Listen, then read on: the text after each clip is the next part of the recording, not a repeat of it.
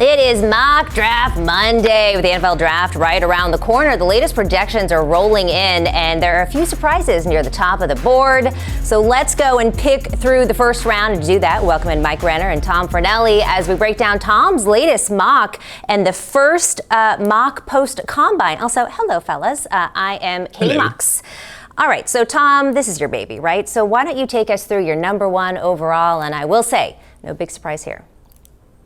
Yeah, no, this is probably going to be the number one pick from now until the draft actually comes, until there's some kind of reason to change anything up. But I feel like everybody knows what's coming at this point.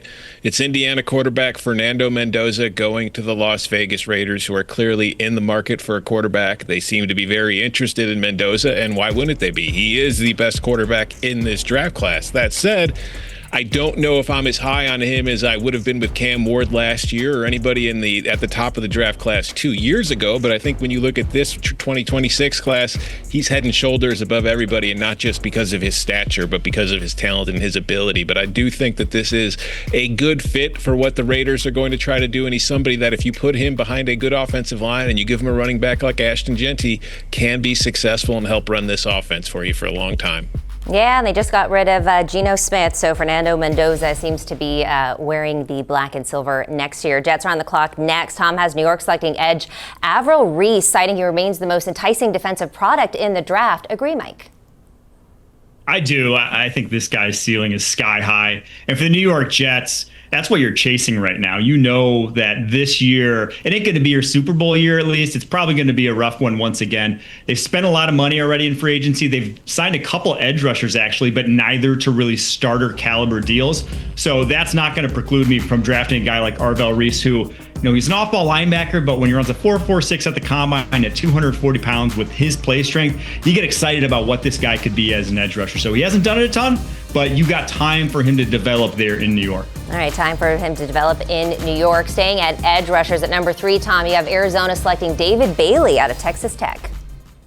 Yeah, I think if you were to ask the Cardinals what their biggest need is or what they want to fill more than anything this offseason, it would be to fix the offensive tackle position. But I just don't think that with the tackles in this class, there's as much value with the guys you could take here as that you can get with David Bailey, because you can never have enough pass rushers. And I do think behind Reese, Bailey is the product that is already kind of made. You know exactly what he's going to get. He has an excellent first step. He will help your pass rush from very day one. It's just I don't think he has the same kind of ceiling as an edge rusher that Arvell Reese could have. But this is still a very good value for the Cardinals at this spot to help out that defense. And then, they can try to figure out their offensive line with the rest of their picks in this class. Yeah, they got a lot to figure out in this draft. But at number 4, the Titans look to support their quarterback by selecting running back Jeremiyah Love out of Notre Dame. Mike, would this fix help their rushing attack? Or I don't know if we can call it attack at this point.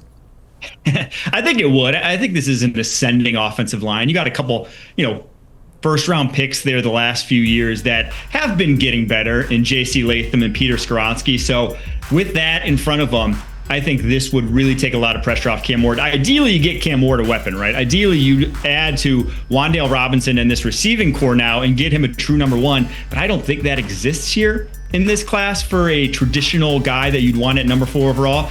So get the best running back in this draft class, who is a home run hitter in his own right. That's going to force defenses to give you more favorable looks in the passing game, which is only going to help Cam Ward's development. I'm excited to see what Robert Saleh can do with this defense, but like you said, need some support on offense for Cam Ward. The G-Men had one of the most exciting off seasons thus far, getting the bell of the coaching carousel ball with John Harbaugh. Tom, you have them grabbing edge out Carnell Tate next. Yeah, I think if you look at it, obviously Malik Neighbors is the number 1 receiver with the Giants, and I don't have Carnell Tate as my personal number 1 receiver in this class. That's Makai Lemon, but I think that Tate is a better fit for what Jackson Darnold excels at when it comes to his throwing ability, especially like if you watch Jackson Dart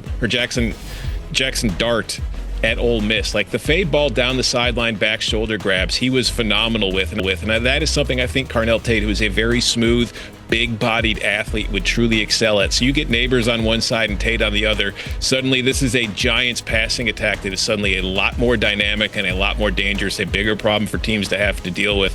And I think it can help take this team and, kind of get them out of the rut that they're in and back into the playoffs, which is where they're trying to be.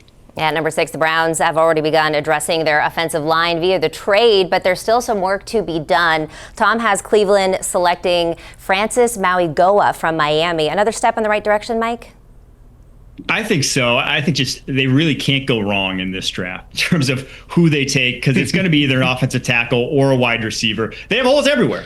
So Francis Mauigoa makes sense. I think ideally they'd rather have Carnell Tate, but he's off the board here. So Mauigoa, he could play either guard, he could play tackle. You just need to make whoever is your quarterback long term, you need to make their life a lot better, because they had such big issues at tackle that one Titus Howard isn't just going to fix. They're going to need to overhaul all 4 other positions, seemingly, of this offensive line. So if Mauigoa is your top guy, you take him here.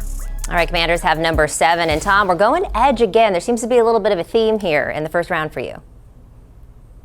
Yeah, there's a lot of talk about Ruben Bain, the length of his arms, and I understand it, because if you look historically, guys with his arms that have measured as short as his did at the Combine, you don't see a whole lot of success stories at the NFL level, particularly on the edge. But I just think that when you watch the tape of Ruben Bain, it's hard to deny what he was able to do for Miami these last few years. He was one of the most dynamic and disruptive pass rushers in the country. We saw it in the college football playoff against really good offensive lines. He was winning battles far more than he was losing. I mean, if you look at the Washington Commanders, this is a team that needs a lot of help on defense. The best way to help your defense is to get a good pass rush. I don't know if Ruben Bain will be a superstar at the NFL level, but I know that he will come in and he will improve your pass rush immediately. This is something that I just think makes a ton of sense for the Commanders if this is what's available on the board for them at 7. Yeah, and you look at that tackle 17, and you say in your article, might not get to 20, but he is going to make the defense better all around. At pick number 8, the Saints go receiver and select Makai Lemon. Tom was pretty impressed with Lemon at the Combine. Your thoughts, Mike?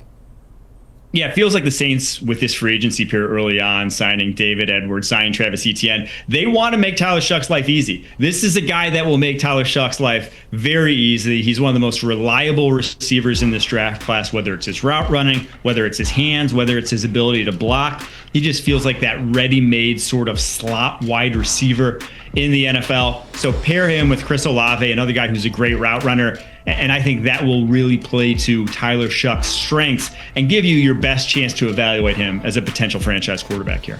Tyler Shuck was very impressive last year, so certainly a good thing for the Saints to go ahead and bolster him up. Let's take one look at picks 1 through 8 in Tom Fornelli's 2026 mock draft. No surprise at number 1 with Fernando Mendoza, and then we got a few edge rushers in there to round out the top 8. And Travis Kelce isn't calling it a career just yet. The Chiefs tight end is expected to return for a 14th NFL season. But what does that mean for Kansas City's draft strategy? What's his successor story going to be? Find out next.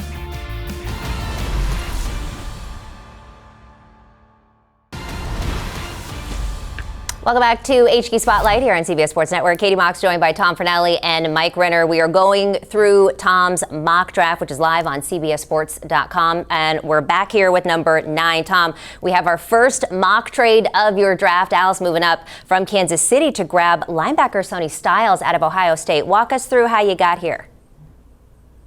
Well, I think if you've been paying attention to the Cowboys so far this offseason, they've been monitoring a lot of situations, and they continue to finish in second or third place when it comes to like big names that they were after in the trade market, some with free agency so far, that guys that they have missed out on. And I just feel like knowing Jerry Jones sitting there with 2 picks in the first round, just feel like he's going to get itchy at some point and want to make a move. And if you think of how Sonny Styles performed at the Combine, he was one of the biggest, best performers as far as the numbers he was able to put up in all the drills. You look at those times right there, the 40-yard dash, his vertical broad jump, just an absolute Combine superstar. And he also fits a need for what Dallas has on defense. So they can go in there, they get a linebacker who is a kind of hybrid spot. He started his college career at safety. He moved to linebacker. That means he's versatile. You can use him in a lot of different ways. He could still also develop more as a pass rusher, possibly, if you want to use him more on the outside.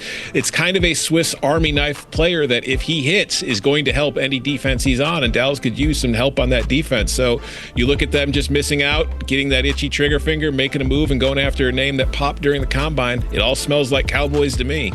Yeah, and they did just miss out on Max Crosby, but they weren't willing to give up 2 first-rounders to get him. Congratulations to Baltimore. But the trades keep coming here, the mock trades. Tom has the Jets trading up from the Bengals at number 10. Tom, of course, pointing out that they have plenty of draft capital to grab safety Caleb Downs, another Buckeye, Mike. 4 Buckeyes in the top 10. This defense was loaded, one of the best modern defenses in college football history. And the crazy thing is Downs might have been the best one of the bunch. His tape, really, there aren't a lot of holes to poke in it. It's just, how does his frame and a guy that size translate to the NFL? Because he's not your typical, 6 foot, 220-pound monster that goes in the top 10 safety position. But Justice need good football players on their back end. They need good football players on this defense. They've signed so many already in free agency. The overhaul for Aaron Glenn continues here. This would be a nice little cherry on top for the New York Jets. Well, something for Jets fans to get excited about before the season starts. This is usually where the excitement lies with Jets fans, unfortunately for them. All right, Tom, Miami looking to bolster up their secondary with Mansoor, Delane with their 11th pick. Talk to us about this one. Yeah, this is my top corner in the class. I think he is the best player available on the board at the position and with what's left in the mock. And I wouldn't be surprised at all if Delane kind of creeps into the top 10 when the actual draft comes around. But this is a Miami team that's clearly kind of starting a reset. They're going in a very different direction. They've brought in a new coaching staff. They've made a change at quarterback. And I think that defense is clearly one of the spots they need to figure out and work on. And I think getting a corner like Delane, who could become your kind of lockdown number one corner and maybe possibly take away half the field, those are always pretty nice to have. So considering there hasn't been a corner that's come off the board yet, this is the best player available for the Dolphins. You've got a lot of holes to fill, so you might as well take the best name out there, the best player, and this is a good start for Miami. And this is an interesting one because we head to the Chiefs now. Travis Kelce doesn't appear to be retiring, but after last season, you got to think that they need to look into this tight end market. Mike, Tom has them selecting Kenyon Sadiq at number 12 overall. Is this a good fit to you? I think it is, and I think the Chiefs could stand to go a little more 12 personnel heavy, 13 personnel heavy. It's kind of the wave in the NFL is getting multiple tight ends on the field, especially if Rashee Rice misses more time with these offseason allegations that he's facing here. So he's a guy that is your transition plan at tight end, but also can play a little slot wide receiver, can also do some interesting things as a blocker on the move. And then, oh, by the way, he runs a 4.39 40. He's one of the most athletic tight ends of all time and only just turned 21 years old. This guy could be special, and you don't draft this high often. Maybe get a nice piece for Patrick Mahomes. They could use more help on this offense given what he had last year. Yeah, I think when you look at Sadiq and his game, like, he is not what is known right now as an incredible blocker, but it's not because of his lack of willingness to do it. Oregon asked him to do it plenty of times while he could improve. It's just, the effort's there, which is a lot of the times all I'm asking for my tight end in most of the spots. But I think what's most interesting to me here is with Kelce, with Sadiq, like Mike was saying, if they go to 12, 13 personnel, what can Andy Reid and that offense cook up with both Kelce and Sadiq on the field at the same time? It could be a very interesting and fun, exciting offense to watch. And just to be frank, we watched what happened with Kansas City last year. This is clearly a team that could use a nice little infusion of fresh blood and fresh ideas to kind of get things back on track, because you still have Patrick Mahomes. So you have to do everything possible to kind of keep that Super Bowl window open, because as long as you have him, you've got a shot. Yeah, and as Sadiq, who better to learn from than to be behind Travis Kelce for a year or two? We're moving on to number 13, the Rams, via a mock trade with the Atlanta Falcons. Tom, you say that it may not be the most pressing need for the Rams, but you do have them going and taking a swing on Monroe Freeling as a potential offensive lineman. Yeah, Freeling was somebody who in my first mock I kind of mentioned, if you look at this offensive tackle class, there's a lot of high floors, not really a ton of high ceilings. Freeling was the guy I thought had a very high ceiling. He's just not as experienced as a few of the other guys in this class. And then he went to the combine and had a terrific performance. I think he is going to be somebody that climbs up a lot of boards because of it. He has the requisite size. He's a very good athlete. And I think if you look at the Rams, this is a guy who could be a franchise left tackle. Now, clearly, LA is still in the hunt for a Super Bowl. They're only drafting this early because of a trade that they made, but this is a spot where I think they can improve their offensive line, help Matthew Stafford even more, help that passing attack, help that rushing attack, and then just kind of have something for the future, because Matt Stafford's not going to be there too much longer, and you will have to have a reset on offense at some point. So it'd be nice to have a potential franchise left tackle when you do. And at number 14, Venga Ioane is going to Baltimore thanks to the Max Crosby trade. Tom says he's the best guard on the board right now. Agree, Mike? I actually think Spencer Fano would be a little bit better fit for this offense, but considering we're doing a lot of wide zone here now with Clint Kubiak coming in. And Fano, if you saw him at the combine, guy's athletic as heck. Now, we did play offensive tackle, but he's probably with his arm length going to play guard at the next level. But addressing this offensive line is my bet for where they go with this pick now, because you just saw it last year with Clint Kubiak. You saw it in New Orleans with Clint Kubiak a couple years ago. When that offensive line and that running game is going, his passing attacks are impossible to stop. He wants to get you in base personnel, and he wants to get you in single high. When that's the case, they have explosive plays left and right in that passing game. So getting the strongest offensive line possible in front of Ashton Jeanty, your first-round pick from a year ago, is only going to make Fernando Mendoza's life very easy there in Las Vegas.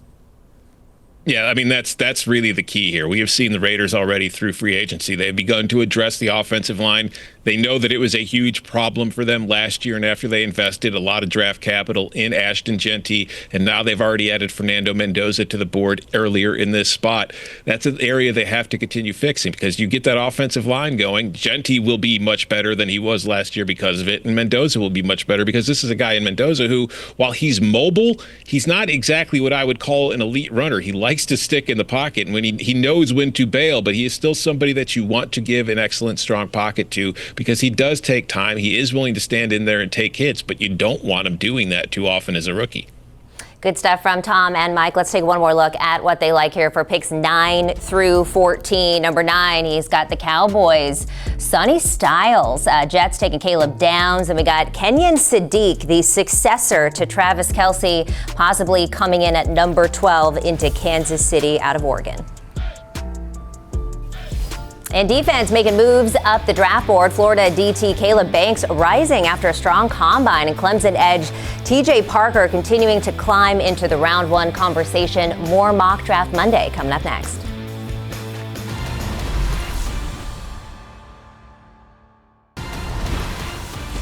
Back here on Spotlight, Katie, Mike, and Tom here. We're going through Tom's latest mock draft on CBSSports.com. We're at number 15 in this pick. So let's go with you. Tampa Bay, number 15th overall. You have them going, shocker, edge here, Tom. Yeah, a lot of edge rushers coming off the board here in the first round. It's like pass rush is important. It's why people are giving up all those draft picks for Max Crosby. But I think if you look at the board right now, Tampa Bay could use a little bit more help along their defensive line in that pass rush. And TJ Parker, to me, is the best available edge rusher left on the board. He is somebody who has excellent traits. His production at Clemson didn't always match it, but I feel like that was a problem with most Clemson players the last few years. So maybe I just won't hold that against TJ personally. We've seen them go on to the NFL and be very highly successful players, and I think TJ could follow that route, and I think that this is a move for Tampa Bay that helps their defense and helps keep them in the hunt in an NFC South that gets a little more difficult every single year. It definitely does. All right, Bengals joining the party after that trade with the Jets. Tom doesn't have them going O-line at 16, Mike. He says that Caleb Banks, the DL from Florida, has the most value here.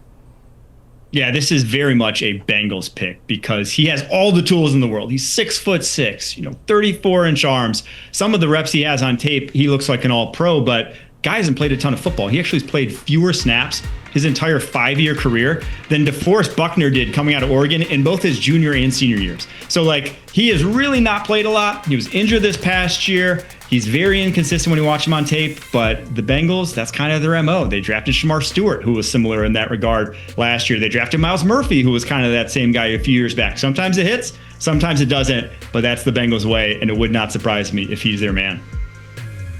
Yeah, this is very much a boomer bust kind of lottery pick for the Bengals, who clearly need help along their defensive line. And this is you look at the way things have gone at Florida the last few years. It was a team that did not live up to expectations. They fired their coach during the season last year. Banks was injured last year and not playing. And you just wonder if maybe moving on and getting to the NFL and into an NFL organization can help him start living up to the potential. Because as Mike mentioned, there are snaps when you watch him play and you're like, oh my God, this is a top 5 pick. And then he kind of just disappears for a while. But if you could start to find some consistency and really tap into this guy's potential, this is somebody who has a chance to be a game changer on the interior of the defensive line as a pass rusher. And we're seeing more and more.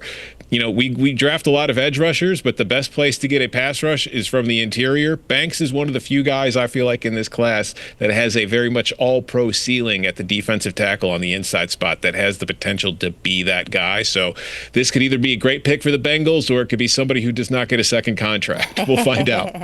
Nothing like a good gamble on the draft. Tom, the Lions are up next on the clock, and you said that they have begun overhauling their offensive line, and Taylor Decker, of course, isn't getting any younger at left tackle. But but there is a more pressing need. So who do you think they should take at number 17? Yeah, I've got them taking the Alabama offensive tackle, Kadyn Proctor, who is a very, very large human being who I thought, he was a 5-star coming out of high school.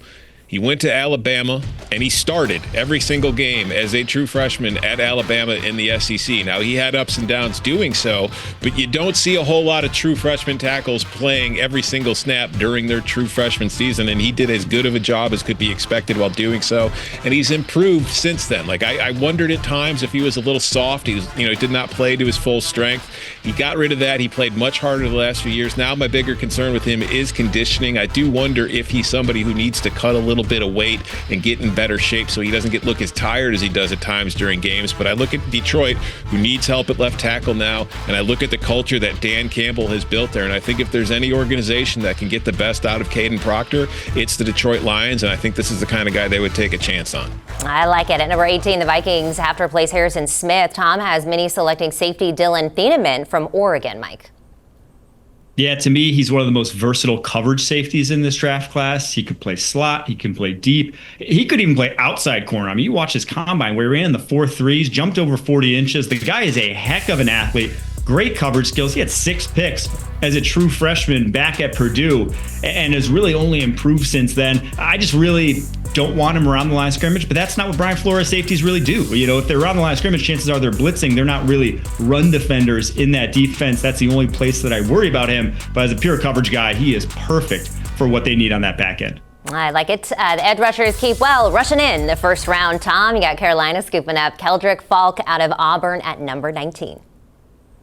Yeah, and this is one, he is an edge rusher, but I wouldn't be surprised as he matures if he ends up being kicked to the inside because he is very young compared to the rest of this class. He's also a big boy. He has the kind of body that if he continues to fill out, might be able to play tackle, move inside, and kind of give you that interior pass rush. But this is somebody who at Auburn was for a young player, had flashes. He was a bit up and down. He has a lot left to learn. He could use some refining of his technique, but you see the flashes, you see the potential of what he can be, and to get him this late in the first round for Carolina, this is an excellent value pick, a player who I think could be very good for them going forward.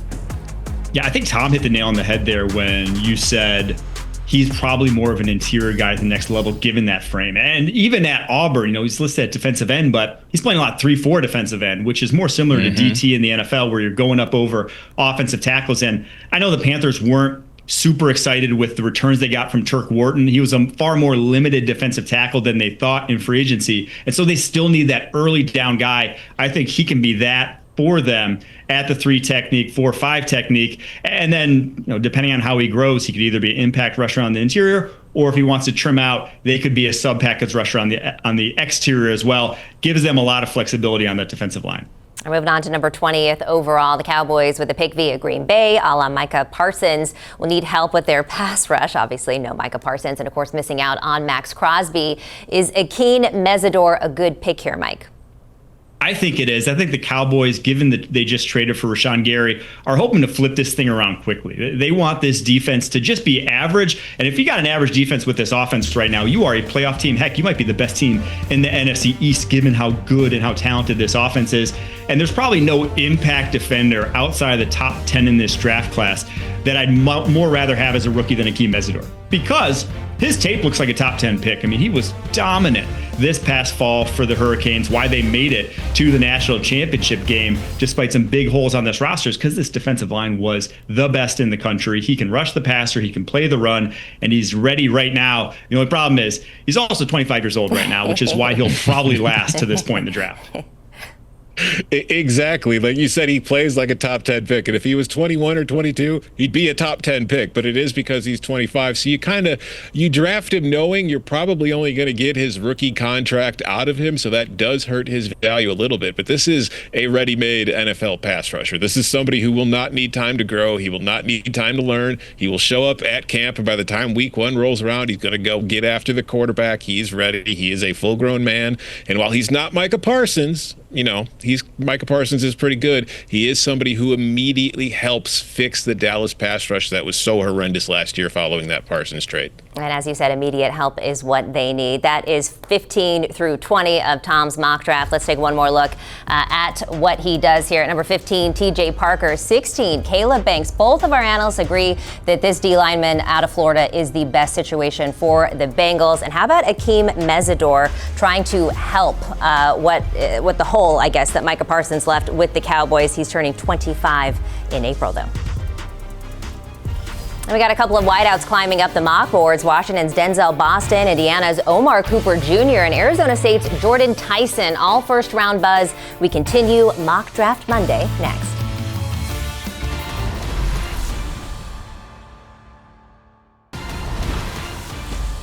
Welcome back. Still here with Tom Fornelli and Mike Renner going through Tom's latest mock draft on CBSSports.com. And we're heading to the bar now because we're finally at pick number 21, the Steelers. Mike McCarthy now at the helm and looking to support his quarterback, whoever that may be. Tom, who they taking at number 21?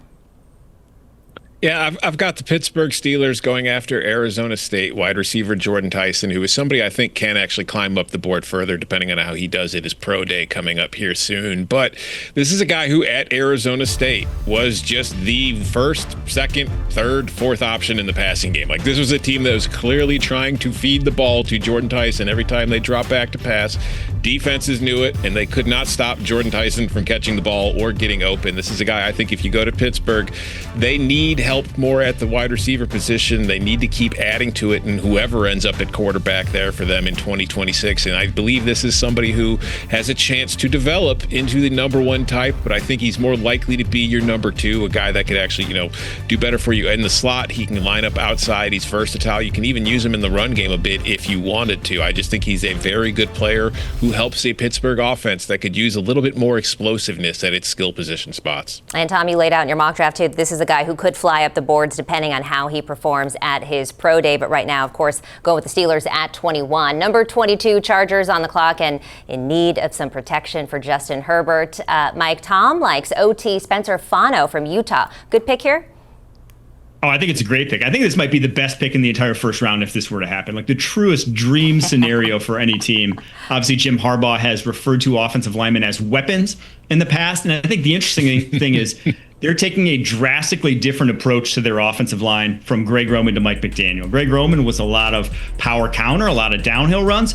Mike McDaniel's a lot of side-to-side, lateral, stretch zone, pull guys to the edge. This is your offensive lineman in this draft class that you want in that kind of scheme. He's the best guy in space in the entire class, whether it's at guard, which is probably where he slots in here for the Chargers because they got those two offensive tackles coming back. They just signed a center in Tyler Biadasz. If you get him, they could go from one of the worst, if not the worst offensive line in the NFL last year to a top 5 unit overnight with a pick like this. You hear that, Tom? Best pick of the draft so far. High praise from Mike Renner. All right, the Eagles, who notoriously love a Georgia Bulldog, looking at Clemson right now at number 23 with cornerback Avion Terrell, Tom.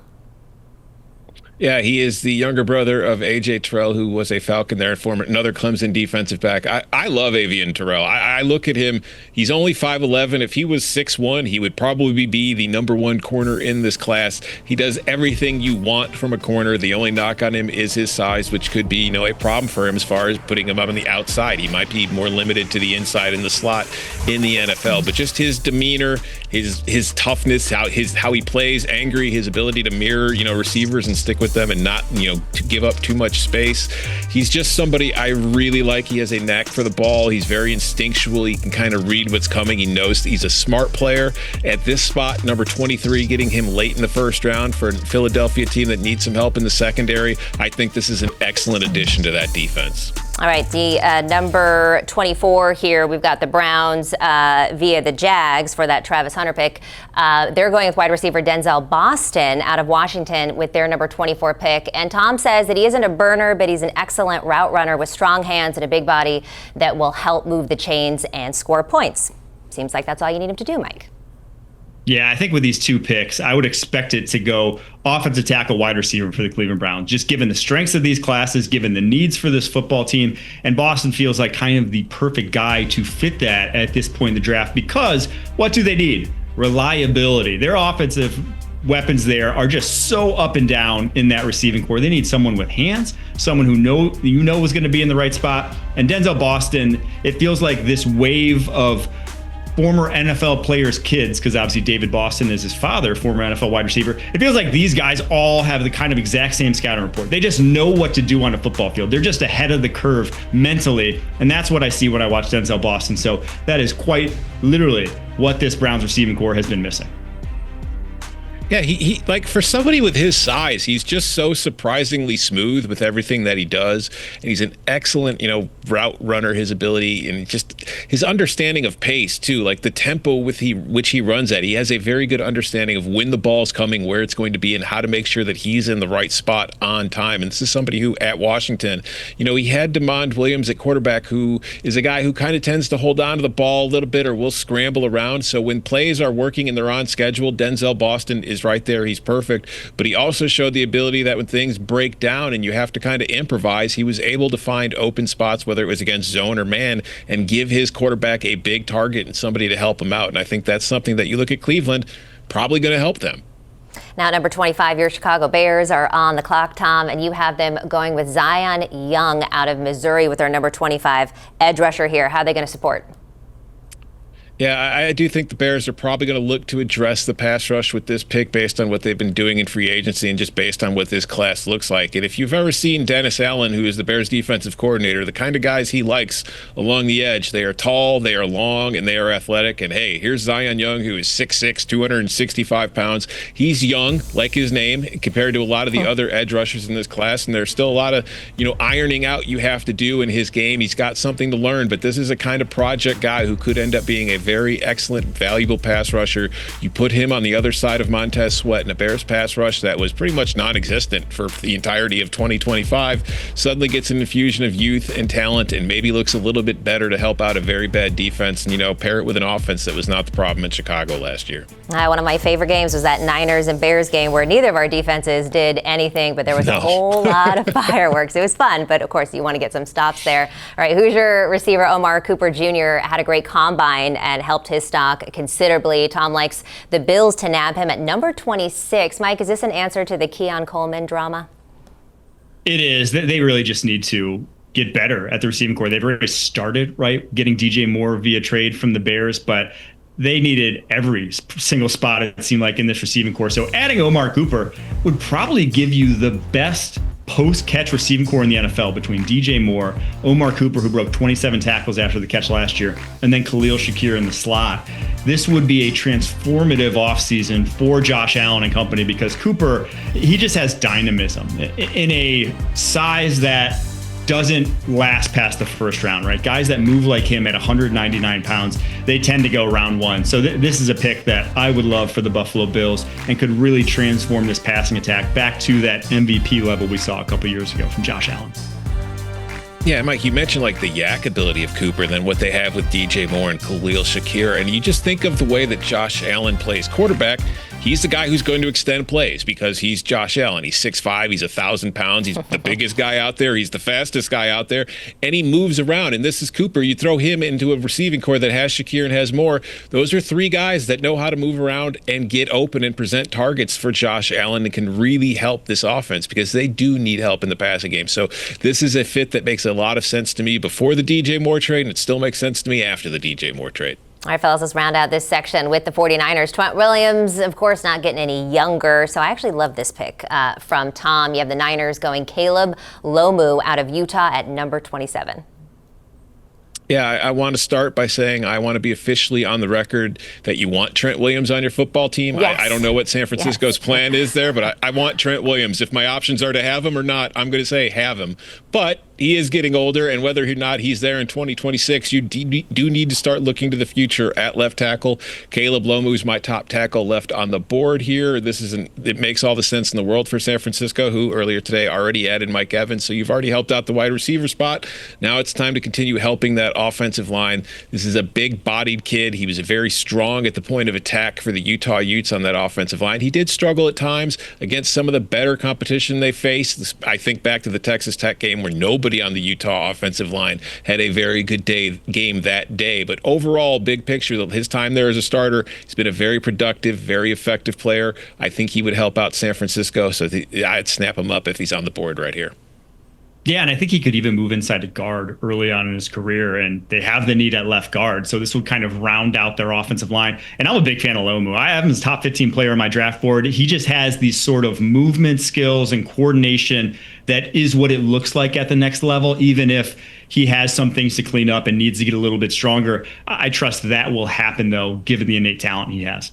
I like this pick, and I agree with you. Keep Trent Williams for as long as you can. 49ers, of course, scooping up Mike Evans, which is very excited, but let's keep protecting Brock Purdy, please. Tom Fornelli, Mike, appreciate you. Let's look at 21 through 27 here. The Steelers grabbing Jordan Tyson, wide receiver out of Arizona State, with their 21 pick. Then at 24, you got the Browns getting Denzel Boston, another receiver out of Washington. And how about another receiver to the Bills at number 26, Omar Cooper Jr.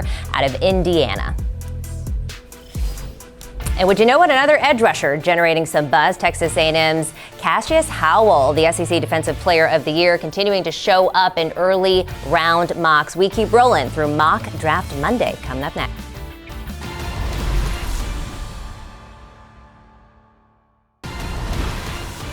Welcome back to HQ Spotlight. Tom and Mike here as we continue Mock Draft Monday. We are almost there, fellas. We pick back up at number 28 overall, where Tom has the Texans selecting OT Blake Miller, stating that he's an outstanding combine, or he had an outstanding combine. Mike, what do you think?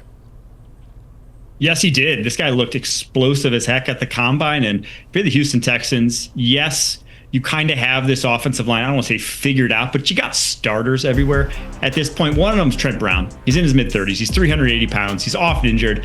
You could use a backup plan for him, especially since Blake Fisher has really not developed your second rounder from a couple years ago. So it's a very deep offensive tackle class. And Miller, his superpower is that through 4 years as a starter, he's played more football than anyone else in this tackle class. He's only gotten better. Every single year, this guy has improved to what was pretty darn good tape by the end of his career. If that trend continues with his testing, this guy could be a starter in the NFL.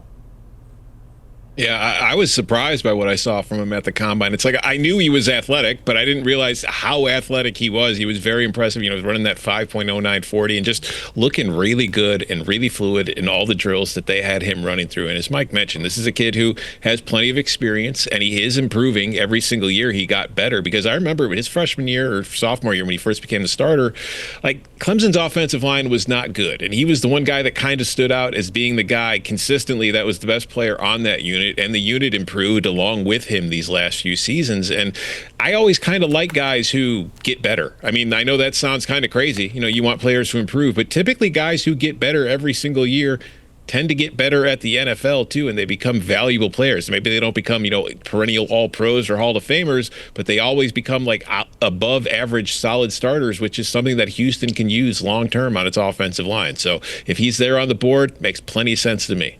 All right, so the Chiefs are at 29 here via that trade with the Rams earlier, selecting edge Cassius Howell out of Texas A&M. Thoughts here? Yeah, Howell is an interesting prospect. It's going to come down to measurements. Some teams might be scared off. Sometimes on tape he looks a little inconsistent. But for my part, most of the time, he's an energetic player. He loves playing football. He's got a high motor. He can line up at different spots. Texas A&M did move him around a bit. I wouldn't want him dropping into coverage, because I don't think he's very good at that, but I don't know how often Kansas City would ask him to do that. You know, that's something that could push them off. But it's just, this is a team whose defense is getting older, much like its offense has gotten older, but they still have George Karlaftis on one side of their defensive line. I think they need to find a little more youth to put on the other side to help him out. I think this is a player value pick this late in the first round. It makes sense for the Chiefs going forward, who have plenty of, you know, little holes to fill to kind of make sure that they compete in the AFC West again immediately in 2026. So it just makes sense. Although it could be a different edge rusher of their flavor, but I do feel like in this spot, looking at the positions available, this is where they would most likely go. Then at number 30, Tom has the Broncos selecting linebacker C.J. Allen from Georgia, saying what he may lack in elite athleticism, he makes up for with strong instincts and leadership skills. What do you think of this pick, Mike? I love the fit with the Broncos. To me, he's the biggest thumper in this draft class. When he comes downhill, whether it's the running game, whether it's as a blitzer, he is violent in the contact. The guy feels it across from him. So for a Broncos defense, that's kind of their ethos of this entire front seven, he would fit in perfectly. And obviously, I think they have that need next to Drake Greenlaw at linebacker. So keep a strength of strength. You got to the AFC Championship game on the backs of this defense. Keep it at an elite level. This does exactly that. And the Patriots fresh off their loss in the Super Bowl with the 31st overall pick, looking to add another weapon to Drake May's arsenal. Tight end Eli Stowers of Vanderbilt, Mike. Tom, sorry, excuse me, I don't Tom. think you're going to have Stowers lining up and blocking much. He wasn't asked to do it a whole heck of a lot at Vanderbilt. So he's more of a tight end in name only than he is in the actual performance on the field. But this is a valuable weapon, I think, for the New England Patriots, who have to have pass catchers available for Drake May. You know, we've seen them move on from Stephon Diggs, so they have to have talent. And this is a guy who's very athletic. He is excellent getting open. Once he gets the ball in his hands, he's excellent after the catch as well. He's just somebody you're probably going to see lined up in the slot or out wide far more than in line.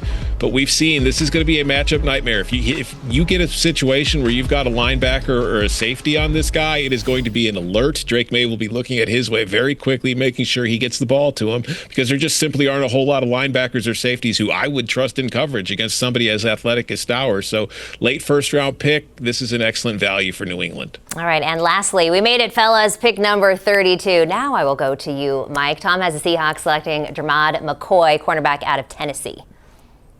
This pick feels a lot like when Josh Simmons fell to the Kansas City Chiefs last year at the back end of the first round. Yeah. Because everyone has the exact same tape.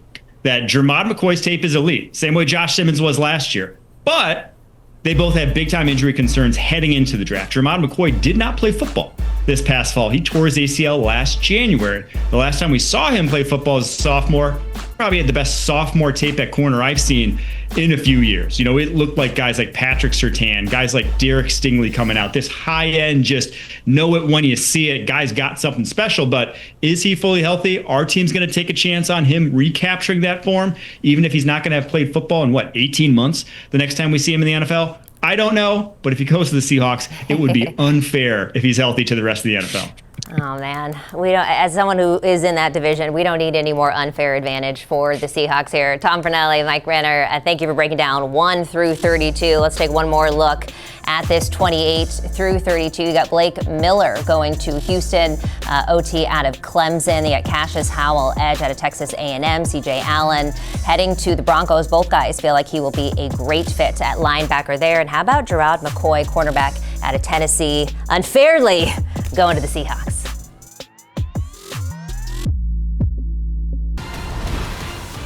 Welcome back to HQ Spotlight. We just went through Tom Fernally's latest mock draft post the Combine 1 through 32. And Tom, I'm going to start with you for your takeaway here. What went into the formation of draft number 2 for you this year? Yeah, my first one was before the Combine, second one, obviously the first post-Combine. And I do think that is a useful tool for everybody. Like, you never want to overreact too much to what you see from guys running around in tights, compared to what they look like when they're playing on the football field. But when you're going through the process of kind of starting to put together your draft board, there's typically, you're not always absolute, and this guy's number 1, this guy's number 2. You tend to slot guys into tiers, and I like to use the Combine more to put some separation between players in those same tiers to give myself a better idea of who might be better going forward. And also, when you're this early in the process, it's a lot more thought exercise. Like, there's not as much smoke or information coming from NFL teams as where they're leaning. The free agency hadn't really gotten going before I was able to file this mock draft, so the needs might change as we go along. As Mike was discussing during the break, it's once you start getting into late March and closer to April, that's when you really start honing in on what you think is most likely to happen. For now, this is mostly a thought exercise of what I think could or should happen. Yeah, and Mike Renner also said in the break that everything is kind of entertainment until we get closer to. But as we saw through this, Mike, only one quarterback, Fernando Mendoza, number 1 overall, taken off so far in Tom's latest mock draft. Who's the second?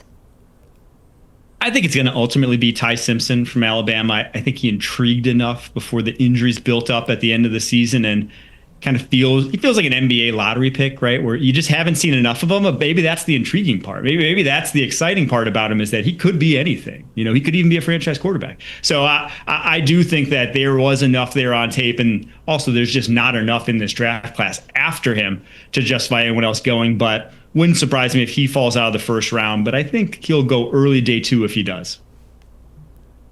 Yeah, I did have Ty going at number 21 to the Steelers in my very first mock, but so it wouldn't shock me if he ends up going late in the first because teams like to get that fifth-year option on their quarterbacks. I do agree with Mike. He was most likely the second quarterback taken off the board, but I'm going to go a little bit off the wall here for my guy. Like, I think I look at Ty Simpson, I look at Carson Beck. I see guys who would probably be very valuable backup quarterbacks with a chance to be a decent to maybe average starter at the NFL level. But if I want to shoot for the moon, give me Arkansas quarterback Talon Green, who had a fantastic combine, but he's 6'6". He's a very athletic guy. He's the one guy I look at and say he could be amazing. Hey, shoot for the moon, because Brock Purdy was Mr. Irrelevant as well. Thanks to Tom and to Mike there. For more college football talk, from recruiting to the playoff race, check out the Cover 3 pod. We'll see you next time.